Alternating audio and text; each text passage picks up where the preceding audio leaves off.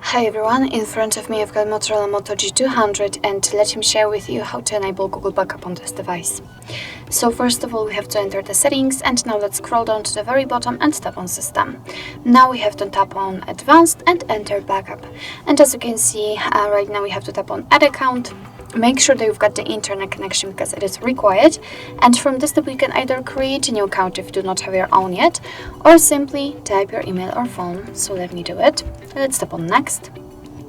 Right now we have to enter the password, so let me do this out of the screen.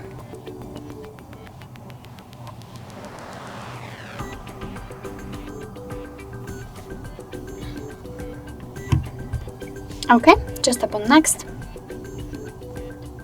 Here we've got a Google Terms of Service and Privacy Policy, so of course you can read it. You just have to tap on it and you will get to all information. So let's tap on I agree after reading. And here we've got the informations about the backup. So here you can check that you will be able to use 15 gigabytes of the Google account, and your device will backup apps and apps data, call history, contacts, device settings, and text messages. What's more, your device will backup the data automatically, store it securely, and you will be able to manage it whenever you want to.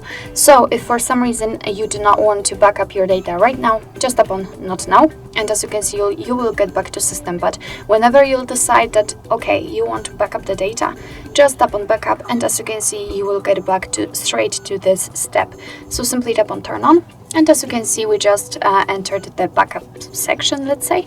Here you can check the account storage, so how much of those gigabytes you just used.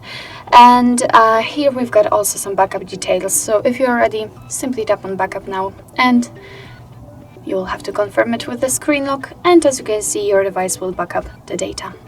So actually this is it. This is how to enable Google Backup in your MOTOROLA Moto G200. Thank you so much for watching. I hope that this video was helpful, and if it was, please hit the subscribe button and leave the thumbs up.